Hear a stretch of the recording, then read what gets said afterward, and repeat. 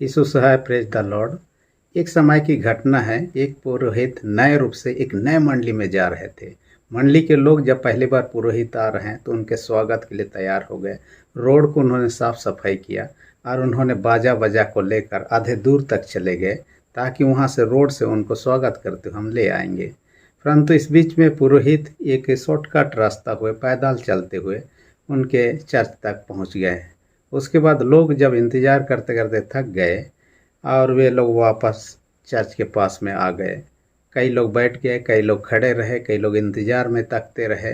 ये भी उनके बीच में खड़े रहा। उनको लगा कि और कोई अधिकारी आने वाले हैं जिनको स्वागत के लिए लोग इंतज़ार कर रहे हैं।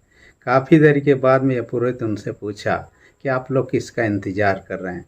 उन्होंने कहा, नया पुरोहित जो आने वाला था उन्हीं का हम लोग इंतज़ार कर रहे हैं।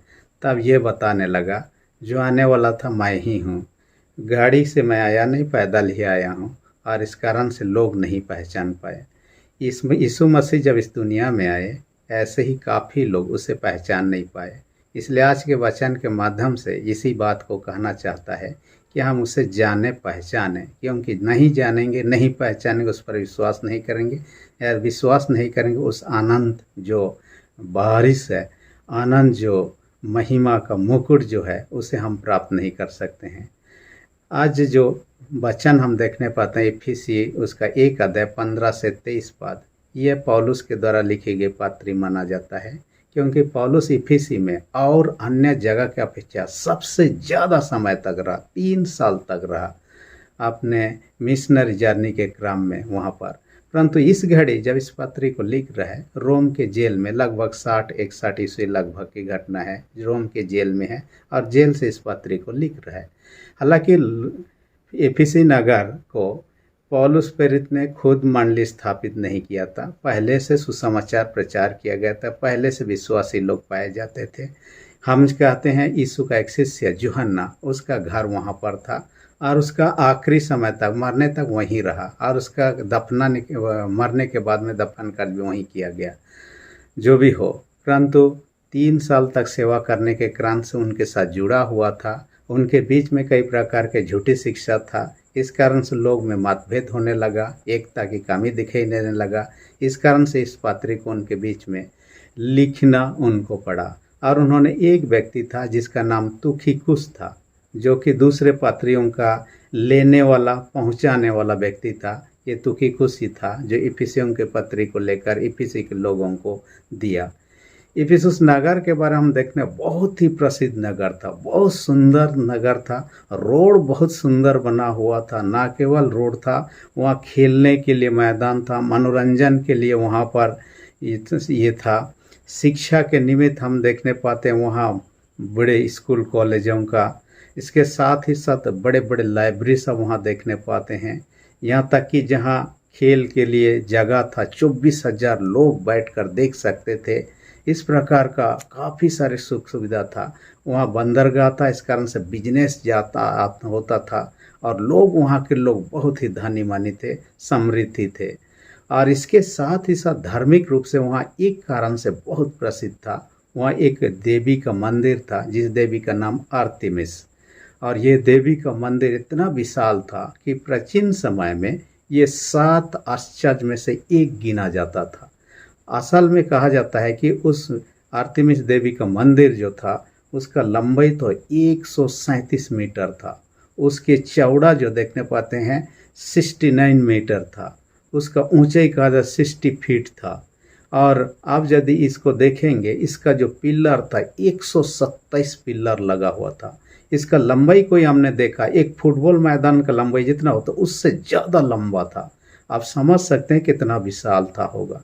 जो भी हो, परंतु इसके कारण सब प्रसिद्ध था, दूर दूर से लोग दर्शन के लिए आते थे। परंतु ऐसा एक समय आया कि लोग यीशु मसीह का सुसमाचार को सुनने के बाद में उस पर विश्वास करने लगे और मंदिर के महत्व घटने लगा। इस कारण से वहाँ जो थे, देमेत्रियुस खासकर था और जो चांदी के व्यवसायी थे, ये लोग क्या करते थे, उस मंदिर और देवी का मूर्ति बनाकर बेचा करते थे, चांदी का मूर्ति। और इसका बिजनेस काफ़ी ज़्यादा चलता था। जब काफ़ी लोग मसीह होने लगे तब उसका महत्व घटने लगा, मार्केट डाउन होने लगा।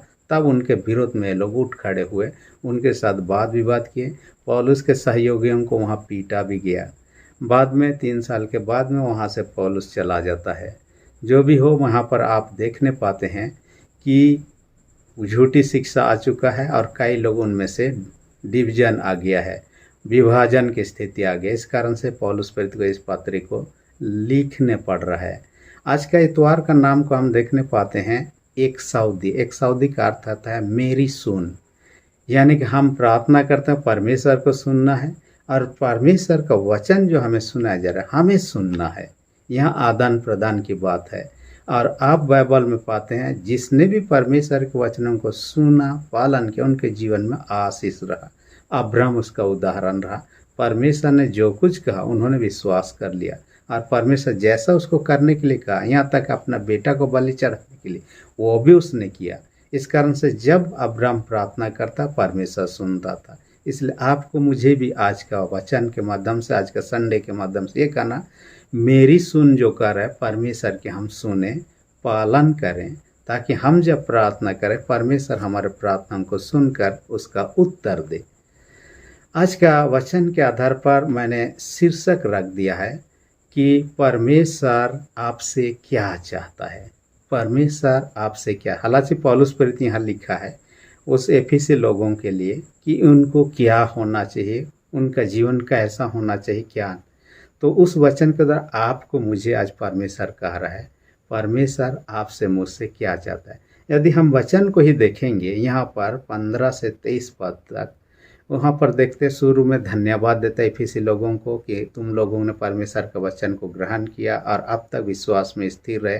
परंतु कई लोग विश्वास में कमी रहे और ये लोग झूठी शिक्षा के चंगुल में आ गए। झूठी शिक्षा में से एक शिक्षा ये था कि यीशु सच ईश्वर नहीं था और सच मनुष्य नहीं था। यानी वो ईश्वर है तो मनुष्य नहीं हो सकता है, इसलिए वो मनुष्य है तो ईश्वर नहीं हो सकता है, क्योंकि संसार पाप से भरा हुआ है, बुरी चीज़ है और ईश्वर मनुष्य होकर नहीं रह सकता है। इसलिए यीशु मसीह जो है साधारण मनुष्य था, हाँ दूसरों से थोड़ा बेहतर था, इस कारण से दूसरे उनके अनुयायी बन गए, लेकिन वो ईश्वर तो नहीं था। इस प्रकार की शिक्षा उनके बीच में रहा। इस कारण से उनके लिए प्रार्थना कर रहा है। यहाँ पर क्या कर रहा है, परमेश्वर इनके आँखों को खोल दीजिए ताकि ये देख सके, आत्मिक आँखों को या मन की आँखों को देख सके, ताकि ये लोग सच्चाई को देख सके, सत्य को जान सके, समझ सके और उस पर विश्वास कर सके। साथ ही साथ यहाँ बुलाहट की चर्चा कर रहा है। परमेश्वर सबों को बुलाता है उस आनंद जीवन को प्राप्त देने के लिए, जिसके लिए यीशु मसीह ने कहा मैं जगह तैयार करने को जाता हूँ और फिर आकर लेने वाला है। और साथ ही साथ परमेश्वर के सामर्थ्य को हम जाने, पहचाने, हमारे आत्मिक आँखों से देख सकें, उसके विषय में कहता है। इसी के साथ मीरास की चर्चा करता है और ये मीरास तो हर एक विश्वासियों को मिलने वाला है। तो आइए हम देखने पाते हैं आज का शीर्षक के आधार पर। आज का शीर्षक जो परमेश्वर आपसे क्या चाहता है, 2 पॉइंट पर हम चर्चा करेंगे। पहला पॉइंट में क्या कहता है, आपके मन की आंखें खुल जाए। परमेश्वर आपसे मुझसे क्या चाहता है, आपकी मन की आंखें। मन की आंखों को हम आत्मिक आंख भी कह सकते हैं और ये आत्मिक आंखें शारीरिक आंखों से अलग होता है। शारीरिक रूप से हम जन्म लेते हैं, बच्चे भी देखने लगते हैं, लेकिन छोटे बड़े चीज़ों को समझ नहीं पाते हैं। देखते तो हैं लेकिन उनको सही रूप से क्या चीज़ है ये लोग समझ नहीं पाते हैं। वैसे ही जो व्यक्ति परमेश्वर का आत्मा का दान नहीं पाया है, उनका आत्मिक आंखें नहीं खुला है, परमेश्वर के वचनों को पढ़ेगा समझेगा नहीं, यीशु की कथनों को सुनेगा समझेगा नहीं। इसलिए यहाँ पर कहता है आत्मिक आंखें या तो हमारे मन की आंखें खुल जाए, ये परमेश्वर चाहता है आज के वचन के द्वारा आपका मेरा।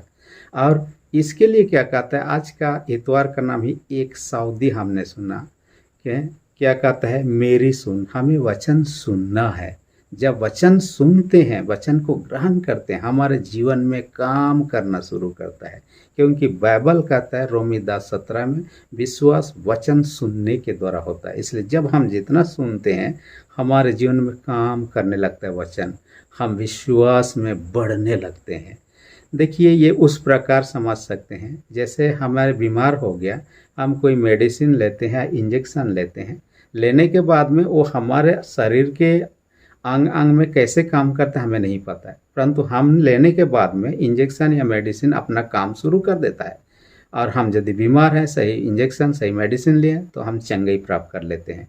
वैसे ही परमेश्वर के वचन को ग्रहण करने के बाद में हमारे अंदर काम करना शुरू करता है, और ये हमारे जीवन में परिवर्तन को लाता है, हमारे आत्मिक आँखों को खोलने लगता है। इसलिए आज का वचन में कहता है, मेरी सुन, आपको मुझे सुनना चाहिए। मैं एक परमेश्वर के दास के बारे में पढ़ रहा था जिसका नाम है सामुएल मॉरिस। एक काला आदमी था, हालांकि वो अपने जीवन काल में हम देखने पाते हैं सामुएल मॉरिस जो बहुत दुख तकलीफ़ों को सहा। एक बार क्या किया, अमेरिका जाना चाहा, और क्योंकि वो गरीब था और जहाज़ जो जाने वाला था, उस जहाज़ के पास में सुबह से जाकर खड़ा हो गया। जहाज़ का कप्तान उसको सुबह से देखा लेकिन वो चढ़ा नहीं। उसको पूछा, आपको कहाँ जाना है? मुझे अमेरिका जाना है, लेकिन मेरे पास पैसा नहीं है। जहाज़ के कप्तान ने कहा, जहाज़ में तुम काम करोगे तो मैं ले जाऊंगा फ्री में। उन्होंने राजी हो गया, जहाज़ में काम करने के लिए रख तो लिया, लेकिन ये काला आदमी इस कारण से बहुत उसको तरना देता था।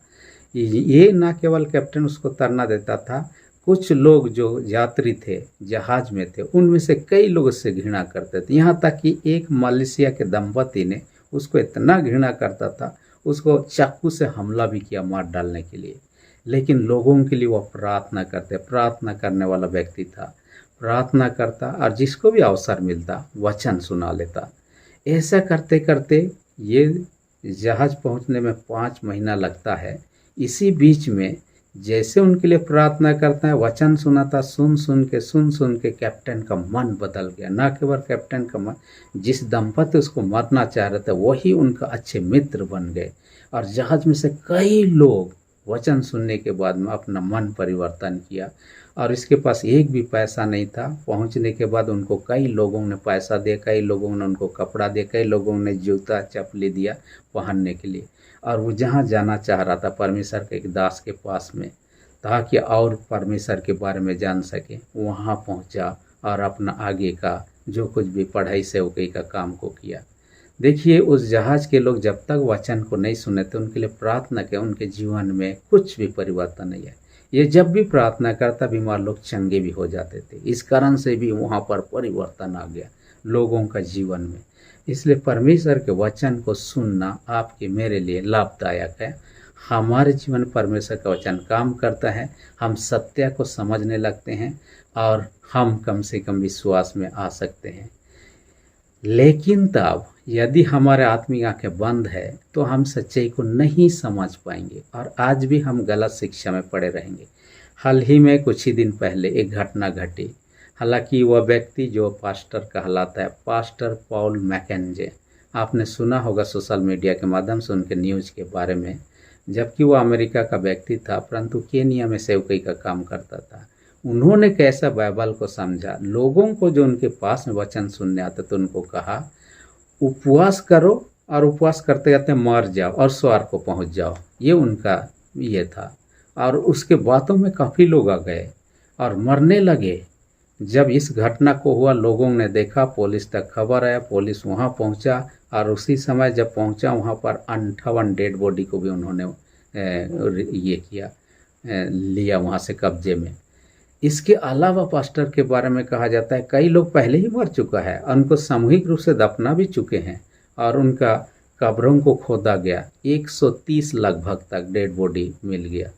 कहिए इस व्यक्ति किस प्रकार के शिक्षा को उन्होंने बाइबल में से समझा है। उपवास करते करते मर जाओ तो स्वर्ग सीधा डायरेक्ट पहुंच जाओगे। कई प्रकार के शिक्षा आज भी है संसार में, हमें सावधान रहने की आवश्यकता है। इसलिए अब देखिए, बाइबल में कहता है, पहला यूहन्ना 4:1 में, सावधान, हर एक आत्माओं की प्रतीति न करो, परंतु आत्माओं को परखो कि वह परमेश्वर की ओर से नहीं। जो भी प्रचार कर रहा है सारे लोग सही शिक्षा दिया जा रहा है ऐसा नहीं बोल सकते हैं। काफ़ी लोग जो सही नहीं समझ पाए हैं, खुद ही नहीं समझ पाए और प्रचार कर रहे हैं, तो दूसरों को भी गलत शिक्षा दे सकते हैं। इसलिए हमें बाइबल के आलोक में उन शिक्षाओं को देखने की आवश्यकता है और झूठी शिक्षा से बचे रहें। इसलिए मेरी सुन कहता है परमेश्वर के वचन को सुनना पढ़ना आपका मेरा कर्तव्य है, ताकि हम झूठी शिक्षाओं से बचे रहें और प्रभु को जान सकें और उस पर विश्वास कर सकें। दूसरा पॉइंट जो कहता है परमेश्वर के सामर्थ्य और मीरास को जानें। हमने शीर्षक में देखा परमेश्वर आपसे क्या चाहता है। पहला पॉइंट में हमने देखा आपके मन की आंखें खुल जाएं। दूसरा पॉइंट अभी देख रहे हैं परमेश्वर के सामर्थ्य और मीरास को जानने का आता है। परमेश्वर का सामर्थ्य को हम बाइबल में वर्णन शुरू से ही देखने पाते हैं और ऐसे आश्चर्य काम परमेश्वर ने किया है जो अद्भुत, जो दुनिया के लोग ऐसा करते भी नहीं हैं और संभव नहीं है। जैसे देखिए समुद्र को दो भाग कर दिया और पानी के बीच में से सूखा इस्राएलियों को पार करवा दिया। इसलिए जब जंगल में जा रहे थे 40 वर्षों तक आकाश से मन्ना गिरा, उनको खिलाया पिलाया। इतने सालों तक जब यात्रा में रहे उनका कपड़ा वैसा का वैसा रहा, फटा नहीं और ये लोग सकुशल अपनी यात्रा में आगे बढ़ते रहे। ये अद्भुत काम है। ये केवल उस समय नहीं होता था, वर्तमान समय में। अब यीशु का चेला जो इफिसुस नगर के बारे हम चर्चा कर रहे हैं, वहाँ का रहने वाला यूहन्ना था। यूहन्ना के बारे में कुछ कथन है, हालांकि बाइबल में इसका वर्णन नहीं मिलता है, परंतु उनके बारे में 2-3 घटनाओं के जिक्र किया जाता है। पहला एक घटना कहा जाता है जिस इफिसुस में मंदिर आर्तेमिस देवी का मंदिर को हम चर्चा करते हैं, वहाँ के बारे में उन्होंने प्रार्थना किया और प्रार्थना करने अचानक से मंदिर धंसने लगा और कई सारे पिलर गिरने लगा। तब वहाँ के लोगों ने देखा कि इसके प्रार्थना के समय से मंदिर अपने आप ढहने लगा। तब उनको पकड़ लिया और वह मैदान जो अखाड़ा था जहाँ लोग हजारों की संख्या बैठकर देख सकते वहाँ ले लिया गया और वहाँ पर कहा जाता है कि तेल कढ़ाई में उन्होंने उबालना शुरू किया। उबालने के बाद में उसको तेल में डालना कोशिश किया, लेकिन वह कुछ भी नहीं हुआ, उसको हानि नहीं पहुंचा, कहा जाता है। ये एक घटना। दूसरे घटना उसके बारे में चर्चा मिलता है, जब ऐसे नहीं मर रहा है तो चलो उसको जहर हम खिला दें या पिला दें और उसको मार डालें। कुछ लोगों ने उनका पीने का गिलास में चाहे जो पात्र था उसमें जहर मिला दिया। कहा जाता है कि इन्होंने प्रार्थना किया और उसको पीने ही वाला था तो वह जो पानी था जिसमें जहर मिला हुआ है वो सांप बन गया और सांप उस बर्तन में से निकाल के भाग गया। इस प्रकार की घटनाओं को हम देखने पाते हैं। उसके साथ ही साथ उसको पतमुस टापू में भेज दिया गया, जहाँ से कुछ साल निर्वासन में रहा। प्रकाशित वाक्य पुस्तकों को भी लिखा। उसके बाद फिर से वहाँ से छूट कर वापस आता है इफिसुस में। अंत में वहीं पर बुजुर्ग होकर वो मर जाता है। जो भी हो, परंतु उनके जीवन में अद्भुत कामों का हमने चर्चा पाया है। चेलों का जीवन भी देखिए, कई चेले जो है अद्भुत अद्भुत उनके जीवन में कार्य को देखने पाते। ये परमेश्वर के सामर्थ्य का काम है। वर्तमान जगत में भी ये होते हुए हम देखने पा रहे हैं, न केवल प्राचीन समय। दूसरी बात कहता है परमेश्वर के सामर्थ्य को जानना है और क्या कहता है मीरास को जाने। मीरास कहने से विरासत। विरासत में क्या है, माता पिता का संपत्ति विरासत में बेटा बेटियों को मिलता है। ये है मीरास की बात जो कर रहा है। हाँ, जब क्या कहता है, हम जब यीशु पर विश्वास करने लगते हैं, हम सच्चाई को जानने के बाद में, क्योंकि सत्य जो है, सच्चाई जो यीशु मसीह है, यूहन्ना 14:6 के अनुसार में कहता है, और जो उस पर विश्वास करता है उसको दंड किया गया स्वर्ग में पहुंच चुका है। मैं नहीं कहता, परमेश्वर का वचन यूहन्ना 5:24 में कहता है, जो मेरा वचन सुनकर मेरे भेजने हार पर विश्वास करता है उस पर दंड की आज्ञा नहीं होते, परंतु मृत्यु से पार होकर अनंत जीवन में प्रवेश कर चुका है। इसलिए जो व्यक्ति परमेश्वर पर विश्वास करता है, यूहन्ना 1:12 में कहता है, वो परमेश्वर का संतान बन जाता है। परमेश्वर के संतान होने के नाते एक राजा का बेटा बेटी नहीं होगा तो दूसरे बच्चा को यदि अडॉप्ट करता है, गोद लेता है, तो वह बालक राजा का उत्तराधिकारी बनता था, उसके संपत्ति का अधिकारी बनता था। वैसे हम परमेश्वर के संतान होने के नाते उसके संपत्ति का उत्तराधिकारी पाते हैं, विरासत में हम प्राप्त कर लेते हैं। ये हमारे लिए बहुत ही गर्व की बात है। और वह स्वर्ग जो है, जहाँ हम खरीद नहीं सकते, ना हम जा सकते हैं, उसका उत्तराधिकारी आप और हम प्राप्त कर सकते हैं। ये मीरास हम पाने वाले हैं। यीशु मसीह पर विश्वास करने के द्वारा परमेश्वर का बेटा बेटी बन जाते हैं और उस मीरास या उस विरासत का अधिकारी होने लगते हैं। लेकिन हम यदि उस पर विश्वास न करें या उसके विरोध में काम करें, बातें करें, जीवन व्यतीत करें, उससे वंचित हो जाएंगे। मैं कल ही शायद परमेश्वर के एक दास के संदेश को सुन रहा था। उन्होंने भाई डीजीएस दिनकरन, जो इस दुनिया में अब नहीं रहे, उनके जीवन के गवाही के बारे में चर्चा कर रहे थे। और आपने सुना भी होगा, उनके कई किताबों को उन्होंने लिखा, उसको पढ़ा होगा। एक किताब उन्होंने जिक्र किया यहूदा इस्करियोती के बारे, जिसने यीशु मसीह को पकड़वा दिया और यीशु मसीह को घात किया गया, और उसके बाद में वो आत्महत्या कर लिया। आत्महत्या होने के बाद में वो कहाँ पहुँचा? स्वर्ग या नर्क पहुँचा। क्योंकि कई बार दिनकरन अपने जीवन के काल में परमेश्वर को स्वर्ग ले जाता था, दिखा के फिर वापस ले आता था। नर्क कई बार लिया, वहाँ दिखा के वापस ले आता था। ऐसे ही एक बार उनको ले लिया नरक दिखाने के लिए, तब वहाँ के देखने लगा कि यहूदा इस्करियोती कहाँ पर तड़पाया जा रहा है। तब उनको देखने लगा जहाँ भी सत्ताहट किया जा रहा है नर्क में, वहाँ पर वो दिखाई नहीं दिया, परंतु एक कोने में दिखाई दिया, जहाँ पर इस प्रकार की ताड़ना उनको करने का शैतान को अधिकार नहीं दिया, परंतु अकेले अंधकार में वो पड़ा हुआ है। और दिन रात ये सोचने में और ये करने में मैंने अपने मालिक के साथ, अपने प्रभु के साथ कैसे विश्वासघात किया, और उस दिन का इंतजार करा जो प्रभु का न्याय आने वाला है, प्रभु का दूसरे आगमन। उसके बाद उसका क्या होगा हम नहीं जानते, परंतु इस घड़ी उस हालत में पाया जाता है। उस दास के उस पुस्तक के अनुसार जो दावा है उसके अनुसार हम कहते हैं।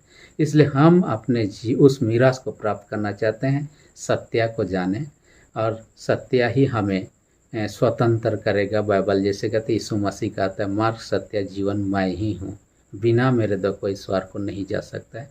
हम उस पर विश्वास करें, उस मीरास को प्राप्त करें जो परमेश्वर आपको मुझे देना चाहता है। इस वचन का परमेश्वर आशीष दे, आमीन। हम प्रार्थना। सेनाओं के जीत पिता धन्यवाद देते हैं, आज के वचन का हमसे बातें किया, यह हमारे जीवन में काम करने पर हर एक जिनके विश्वास, उनके विश्वास को दृढ़ मजबूत कर, जो बीमार है उनके प्रति दृष्टि कर, यीशु के सामर्थ्य दिलों से हर एक रोग दुख बीमारी उनको दूर कर दे। प्रार्थना यीशु के नाम से मांगते हैं, आमीन। यदि अब तक मेरे चैनल को आपने सब्सक्राइब नहीं किया, इसी घड़ी रेड बटन को प्रेस करके सब्सक्राइब कर दीजिए, और जो बेल आइकन निकलेगा उसे प्रेस करके ऑल पर सेट कर दीजिए, ताकि आने वाले वीडियोस का नोटिफिकेशन आपको समय पर मिल सके। धन्यवाद।